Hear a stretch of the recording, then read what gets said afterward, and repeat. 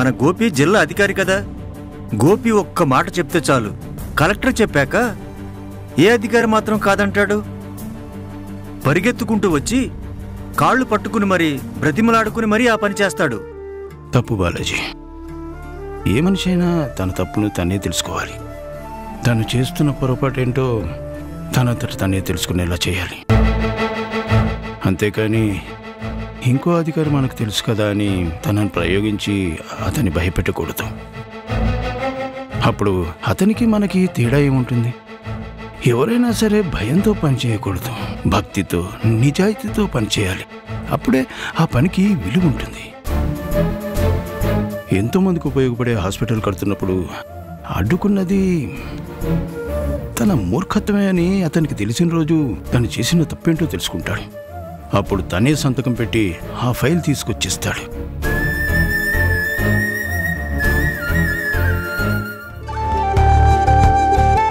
ఏమ్మా, ఎలా ఉన్నావు? బాగున్నాను నానమ్మా, రండి కూర్చోండి. పర్వాలేదమ్మా.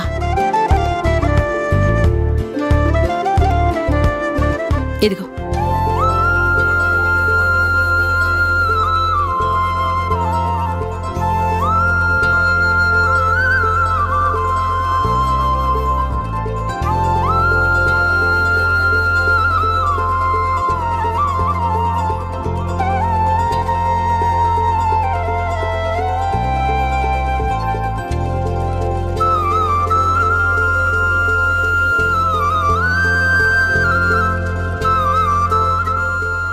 ఇవన్నీ ఎందుకు నానమ్మా? నానమ్మ అన్నావు కదా, నా మనవరాలి కోసం తీసుకొచ్చాను.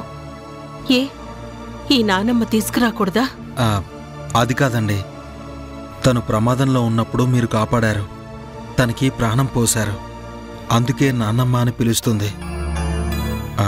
నిజంగా ఏదో సొంత మనవరాల గురించి ఆలోచిస్తున్నట్టు ఇలా ఇవన్నీ తీసుకురావడం నిజంగా ఆశ్చర్యంగా ఉంది. డాడీ, ఈ శారీస్ చాలా బాగున్నాయి, అమ్మకి ఇంకా బాగుంటాయి. ఏ బంధం ఎప్పుడు కలుస్తుందో ఎవరికీ తెలీదు. సీత నాకు అలా కనిపించింది. ఆ క్షణం నుంచే ఒక రక్త సంబంధం ఏర్పడింది.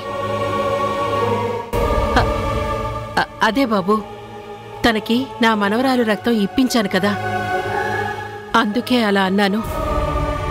ఆ బంధమే తనని నా మనవరాల్ని చేసింది. సీత మీద మమకారాన్ని పెంచుకునేలా చేసింది. ఎవరూ లేని సీతకి ఈరోజు ఒక నాన్నమ్మ దొరికింది. నిజంగా సీత అదృష్టవంతురాలు. ఏమంటావు సీత? అవునండి, ఎన్నో ఏళ్ళు కళ్ళు కాయలు కాసేలా చూశాను. మా వాళ్ళు ఎవరైనా ఉంటారా అని.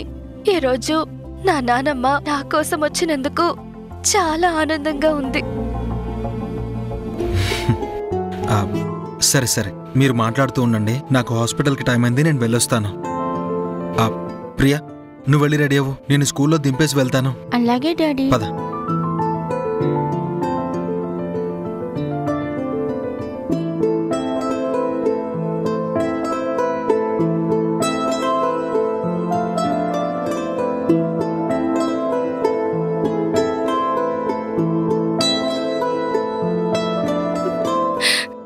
ఏంటి నానమ్మ, ఆనందించవలసిన సమయంలో కళ్ళల్లో ఆ కన్నీళ్ళేంటి?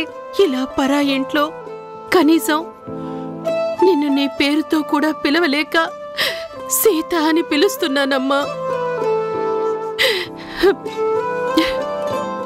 ఇందులోనూ ఒక ఆనందం ఉందమ్మా, అది మీ అమ్మ పేరు. నువ్వు ఆ పేరు ఎందుకు పెట్టుకున్నావో నాకు తెలీదు, కానీ నిన్ను కన్నతల్లి పేరే నువ్వు పెట్టుకున్నావు. వర్ష అని మనసారా పిలవలేకపోయినా సీత అని మనస్ఫూర్తిగా పిలవగలుగుతున్నానమ్మా. అంతవరకు ఆనందంగా ఉంది, కానీ నిజమైన ఆనందం నువ్వు మా ఇంటికి వచ్చిన రోజు, మా అందరితో కలిసిన రోజునే ఉంటుంది. తప్పకుండా వస్తాను నానమ్మ, కానీ దానికి ఇంకా కొంత సమయం కావాలి.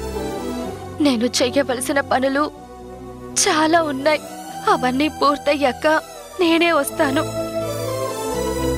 అమ్మా నాన్న ఎలా ఉంటారో తెలీదు. నానమ్మ తాతయ్యలే నాకు అమ్మా నాన్నలు. నన్ను అమ్మ కన్నా ఎక్కువగా పెంచింది రాణి అక్క. ఈరోజు అంతకన్నా మమకారాన్ని చూపిస్తున్నావు నువ్వు. అమ్మగారు, మీరొస్తే మీకు భోజనం వడ్డిస్తాను. ఈలోగా సీత కూడా భోంచేస్తుంది. నా మనవరాలికి నేనే తినిపిస్తాను. తర్వాత నేను తింటాను. నువ్వు వెళ్ళు. సరే అమ్మా.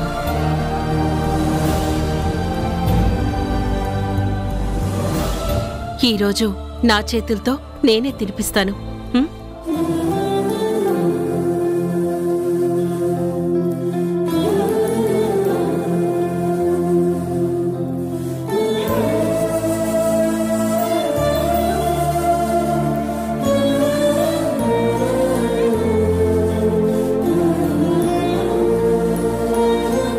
అమ్మ చేతి గోరుముద్దలు ఎలా ఉంటాయో నాకు తెలియదు నానమ్మ. కానీ ఈరోజు నానమ్మ చేతి గోరుముద్దలు మాత్రం ఎంతో రుచిగా ఉన్నాయి. తినమ్మా.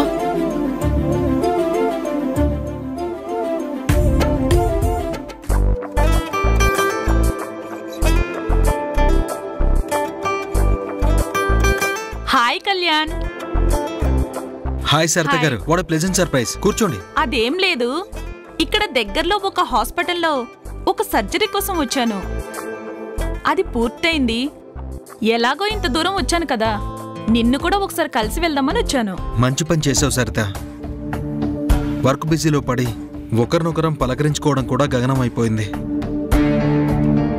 ఇద్దరం ఒకే కాలేజీలో మెడిసిన్ చేశాం. ఇదే సిటీలో పెద్ద డాక్టర్లుగా సెటిల్ అయ్యాం. కానీ వారానికి ఒక్కసారైనా పలకరించుకోలేకపోతున్నాం. అది నిజమే.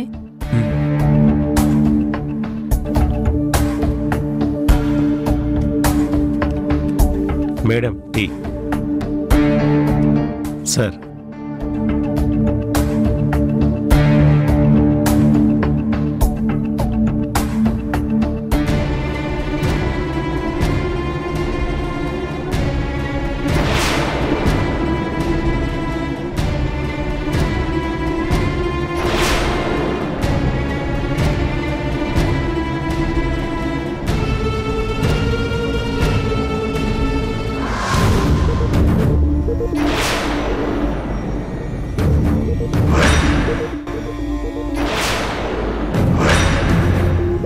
ఏంటి సరిత అలా చూస్తున్నావు? నా కూతురు ప్రియా తెలుసు కదా నీకు. నీ కూతురు ప్రియా నాకు తెలుసు, కానీ పక్కనున్న అమ్మాయి. తన పేరు సీత. చాలా మంచి అమ్మాయి. తను మా ఇంటికి వచ్చాకే ప్రియాలో చాలా మార్పు వచ్చింది. అమ్మ అమ్మ అని పిలుస్తూ ప్రియా తనకి చాలా దగ్గరైపోయింది. తొందరలోనే తనకు అమ్మ కూడా కాబోతోంది. ఏంటి, సీత? అదేంటి సరిత అలా అడుగుతున్నావు? తను నీకు తెలుసా? మొన్న రాత్రి తన మీద ఎవరో మర్డర్ అటెంప్ట్ చేశారండి.